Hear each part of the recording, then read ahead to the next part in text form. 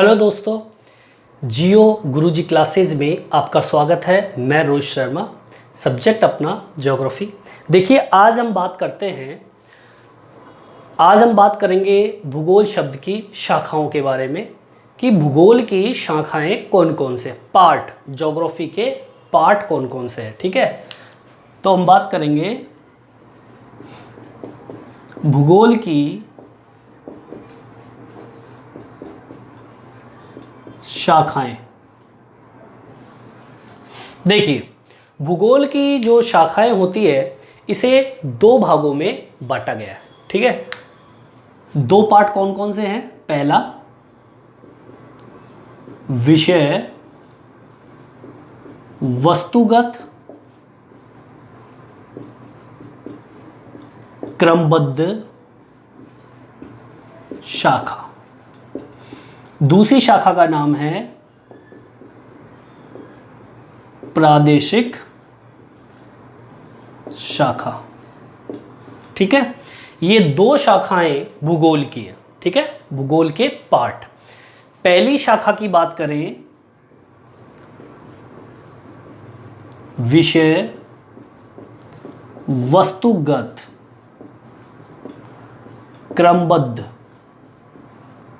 शाखा के बारे में। ठीक है, सबसे पहले हम बात करेंगे शाखा आई कहां से। ठीक है, ये भी भूगोल की जड़, भूगोल की नींव की बात कर रहा हूं मैं कि भूगोल की दो शाखाएं हैं, विषय वस्तुगत और क्रमबद्ध। होती क्या है इसके बारे में अध्ययन करेंगे, कहां से आई है इसके बारे में अध्ययन करेंगे। तो सबसे पहले हम बात करेंगे विषय वस्तुगत क्रमबद्ध शाखा। इस शाखा का प्रतिपादन किया है जर्मन भूगोलवेता अलेक्जेंडर वॉन हम्बोल्ट। ठीक है, ये व्यक्ति का नाम था जिसने इस शाखा का प्रतिपादन सबसे पहले किया। ठीक है, इस शाखा का प्रतिपादन मतलब बताने वाले व्यक्ति का नाम, प्रतिपादन जर्मन भूगोलवेता, क्या नाम बताया मैंने? अलेक्जेंडर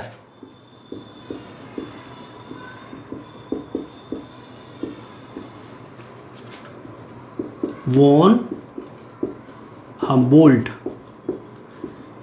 ये व्यक्ति था जिसने सबसे पहले इस शाखा का वर्णन किया, इस शाखा के बारे में बताया। समय जो था इसका था 1769 से लेकर 1859, ये इसका समय था जीवन जीने का। ये तो ही बात विषय वस्तुगत क्रमबद्ध के बारे में। अब हम बात करेंगे प्रादेशिक शाखा के बारे में। प्रादेशिक शाखा, ठीक है, प्रादेशिक शाखा, इस शाखा का प्रतिपादन किसने किया? जर्मन भूगोलवेता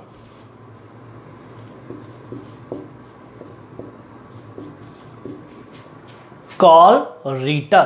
क्या नाम बताया मैंने? कार्ल रीटर।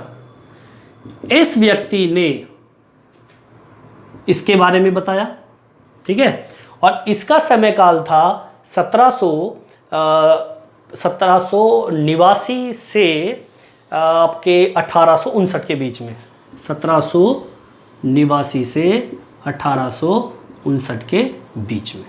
ठीक है, तो ये आपको मैंने बताया भूगोल की शाखा के बारे में कि भूगोल की जो शाखा है उसे हम दो भागों में बांटते हैं, विषय वस्तुगत शाखा और प्रादेशिक शाखा। विषय वस्तुगत शाखा जो है इसका प्रतिपादन किया अलेक्जेंडर वॉन हम्बोल्ट ने, जो कि समय काल था उसका 1769 से 1859 के बीच। और प्रादेशिक शाखा जो है इसका प्रतिपादन किया जर्मन भूगोलवेता कार्ल रीटर ने, और इसका समय काल था 1789 से लेकर 1859 के बीच में। सॉरी, 89 नहीं, 79। ठीक है, 1779 के बीच में। ठीक है, ये थोड़ा मिस्टेक हुआ, 1779 लेकर 1859 के बीच में। अब हम बात करते हैं इसके वर्णन के बारे में कि इनके बीच में मतलब विषय वस्तुगत क्या है और प्रादेशिक शाखा क्या है। तो इसको हम थोड़ा टुकड़े करके विस्तृत रूप से वर्णन हम करते हैं इसके अंदर। सबसे पहले हम बात करेंगे शाखा पहली, जिसे हम बोलते हैं विषय वस्तुगत। देखिए, विषय वस्तुगत क्रमबद्ध जो शाखा है इसे हम कुल मिला के 3 भागों में बांटते हैं। इस शाखा को 3 भागों में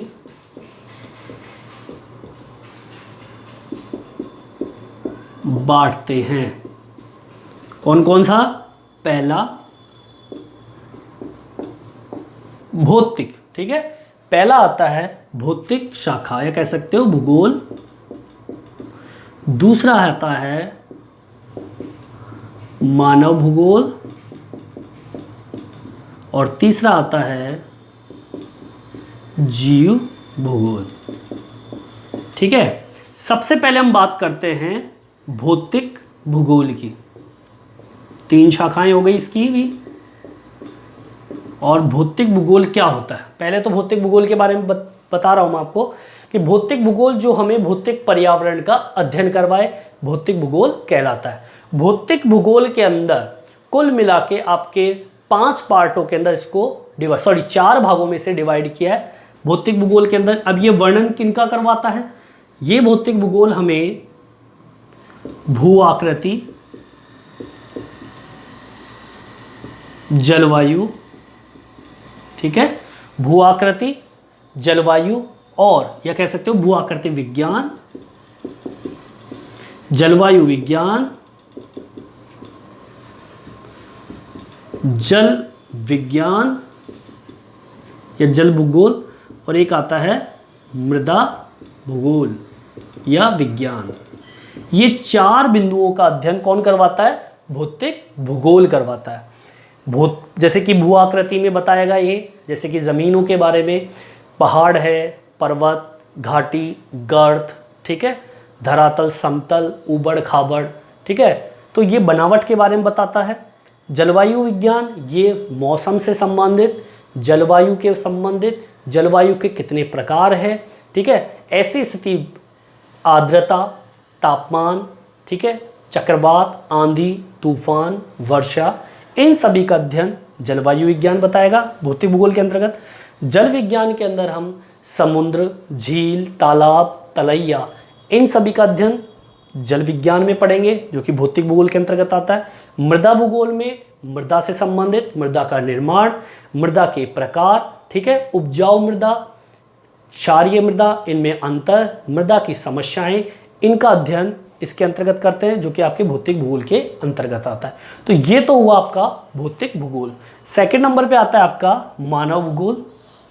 अब देखिए मानव भूगोल हमें किन किन चीज़ों का अध्ययन करवाता है।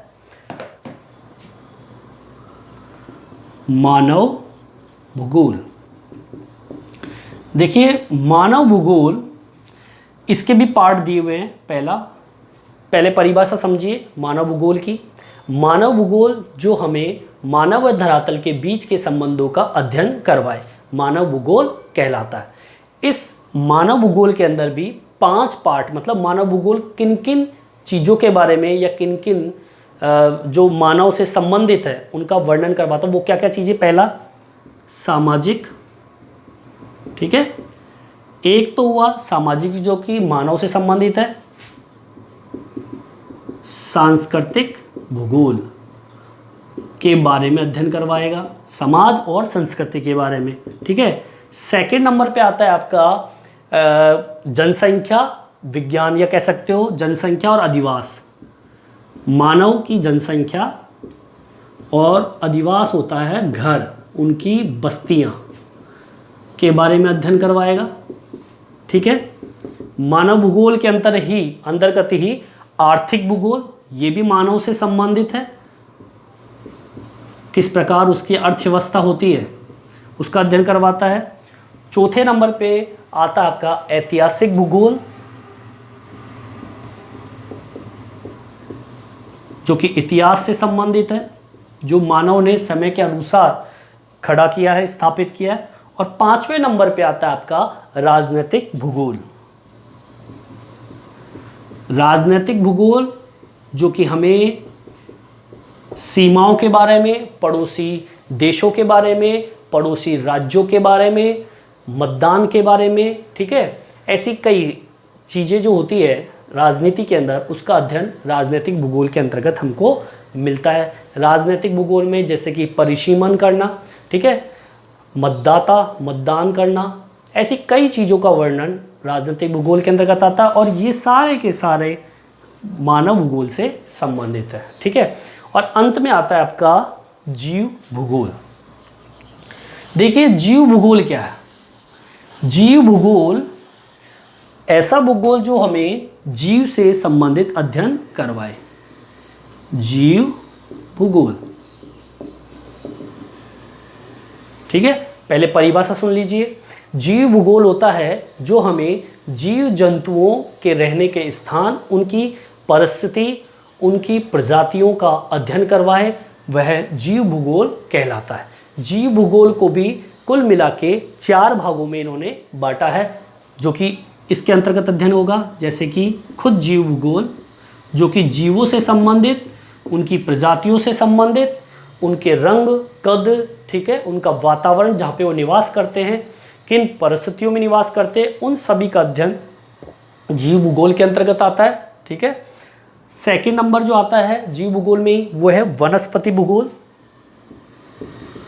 वनस्पति भूगोल, वनस्पति भूगोल के अंतर्गत हम पर्यावरण के संबंधित जो वनस्पति है, जो वातावरण में उपस्थित है, जैसे कि वनों के बारे में, जैसे कि सदाबहार वन, पतझड़ वन, ठीक है ना, इस प्रकार के जो वन होते हैं इनका अध्ययन वनस्पति भूगोल के अंतर्गत करते हैं।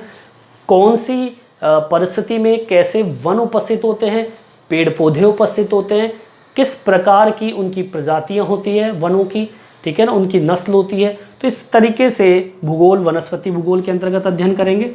और तीसरे नंबर पे आता है आपका पारिस्थितिकीय, या हम कह सकते हैं श्रृंखला के बारे में, कि इस धरातल पर कितने प्राणी, जीव जंतु मौजूद हैं, ठीक है, उनकी प्रजातियां, उनका रंग, उनका कद, एक प्रजाति दूसरे प्रजाति पर आधारित होती है, उसकी एक श्रृंखलाएं इस भूगोल के अंतर्गत आती है। और अंत में जो आता है वो आता है पर्यावरण भूगोल। पर्यावरण भूगोल, यह भूगोल हमें पर्यावरण से संबंधित अध्ययन करवाएगा। पर्यावरण की जो आपकी लेयर होती है, परतें होती है, जैसे संताप मंडल, आयन मंडल, ओजोन मंडल, बहिर्मंडल, ठीक है, इन सभी मंडलों का अध्ययन पर्यावरण भूगोल में। पर्यावरण किसे कहते हैं? पृथ्वी के चारों तरफ जो आवरण होता है उसे पर्यावरण कहा जाता है। इसके अलावा पर्यावरण की कई प्रकार की समस्याएं, उसका किस प्रकार से निदान किया जा सकता है, उन सभी का अध्ययन हम पर्यावरण भूगोल के अंतर्गत करते हैं। और ये चारों के चारों बिंदु हम जीव भूगोल के अंतर्गत पढ़ते हैं, ठीक है। इसके बाद में आता है, ये तो हो गया आपका विषय वस्तुगत। अब हम बात करेंगे प्रादेशिक शाखा के बारे में, कि प्रादेशिक शाखा होती क्या है। देखिए प्रादेशिक शाखा, सेकंड बिंदु, प्रादेशिक शाखा। देखिए प्रादेशिक शाखा वो शाखा होती है जो हमें प्रदेश के बारे में अध्ययन करवाए, प्रदेश की स्थिति के बारे में, ठीक है, उसके नियोजन के बारे में, उसके विकास के बारे में, उस प्रदेश में उसके अंदर क्या विवेचना, उसके अंदर क्या विश्लेषण, इन सभी का अध्ययन हम प्रादेशिक शाखा के अंतर्गत करते हैं। जैसे कि मैं कुछ 4 बिंदुओं के आधार पर प्रादेशिक शाखा को समझाता हूँ। पहला, बड़े, मध्यम व छोटे, ठीक है, या हम कह सकते हैं या छोटे प्रादेशिक, ठीक है, या हम कह सकते हैं क्षेत्रीय अध्ययन, प्रादेशिक या क्षेत्रीय अध्ययन। ऐसे क्षेत्र जो बड़े हैं, मध्यम हैं और बिल्कुल छोटे हैं, वो क्या प्रदेश या फिर क्षेत्रीय जो स्थिति होती है उसका अध्ययन हम प्रादेशिक शाखा के अंतर्गत करते हैं। दूसरा बिंदु जो आता है वो आता है ग्रामीण और शहरों के नियोजन के बारे में। ग्रामीण व शहरी नियोजन, ठीक है। ये बिंदु हमें बताता है कि गांव और शहर के विकास के लिए नियोजन क्या होता है। नियोजन का तात्पर्य होता है किसी भी कार्य को करने से पहले हम उसकी रूपरेखा तैयार करते हैं और उस रूपरेखा के अनुरूप जब हम कार्य करते हैं तो हमारा वो कार्य सरलता से और एक अच्छे ढंग से वो बढ़ता है या उसका निर्माण होता है। उसी प्रकार हम बात करेंगे शहरी और ग्रामीण नियोजन। अगर हम चाहते हैं गांव और शहर का विकास हो तो हमें नियोजन करके उसका विकास कर सकते हैं, वो प्रादेशिक शाखा के अंतर्गत पढ़ते हैं। तीसरे नंबर पे आता है प्रादेशिक विकास। प्रादेशिक मतलब प्रदेश का विकास। पहले के समय से तुलना आधुनिक समय से करें तो हर प्रदेश का विकास हुआ है और उस विकास की जो स्थिति है कि प्राचीन काल, फिर मध्यकाल, फिर आधुनिक काल, इन तीनों कालों से कोई क्षेत्र गुजरा है तो उसमें विकास की स्थिति की जो स्थिति को प्रकट करता है वो प्रादेशिक शाखा के अंतर्गत हम इस चीज़ को पढ़ते हैं। और चौथे नंबर पे आता है प्रादेशिक विवेचना और विश्लेषण। देखिए, प्रादेशिक जो क्षेत्र होते हैं उनमें कुछ कमियां होती है। उन कमियों को दूर करने के लिए पहले उस क्षेत्र की विवेचना करनी होती है, उस क्षेत्र के बारे में जानना होता है और उसके बाद में उन कमियों को दूर करने के लिए उसमें विश्लेषण करना होता है। उन कमियों को दूर करके उनकी समस्याओं का पता लगाना, उसे चिन्हित करना, उसके बाद में उस प्रदेश का विकास कर सकते हो। तो इस तरीके से इन 4 बिंदुओं के आधार पर हम प्रदेश के बारे में, चाहे वो छोटा हो, बड़ा हो, चाहे मध्यम प्रदेश हो, उन प्रदेशों के नियोजन के बारे में, उसके विकास के बारे में, उस प्रदेश की विवेचना विश्लेषण के बारे में हम क्षेत्रीय अध्ययन कर सकते हैं, जो कि प्रादेशिक शाखा के अंतर्गत आता है। इस वीडियो में अभी मैंने आपको भूगोल की प्रमुख शाखाओं का वर्णन करके बताया। ये भी आपके एग्जाम में कई बार पूछता भी है, तो हमें ये पता होना चाहिए कि भूगोल की शाखाएं कौन कौन सी है, जो कि 2 शाखाएं छोटे छोटे रूप में आपको याद होनी चाहिए। ठीक है, इस वीडियो में इतना ही। धन्यवाद।